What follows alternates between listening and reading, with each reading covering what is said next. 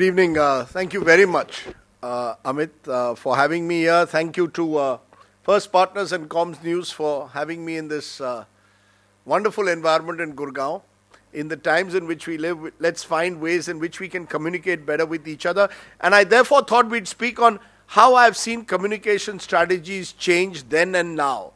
Whether it's politics or whether it's the corporate world, communication is now about narrative building and narrative control. He or she who controls the narrative wins the race. There's a huge advantage in that in first movers. For example, in the Maharashtra election, the government of the day was very skillful in converting Ladki Bahin, this scheme of providing 1,500 rupees a month to women, into a complete game changer by making it almost as if this was the newest thing that had ever happened. For 3 months, all government resources were spent on one scheme. Now, if you are able to carpet bomb the entire environment in that manner, it almost suggests that this is a scheme which is going to transform the lives of people.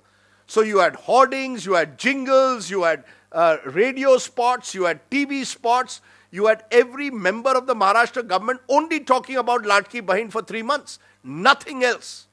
As a result, by the time the elections actually came in October, you went around Maharashtra, almost every village, every woman knew about Ladki Bahin. I don't think this would have been possible so effectively in a space of 3 months 30 years ago. 30 years ago, it would have taken a lot of effort for you to make sure that one idea in the space within 100 days resonates in every corner of the country.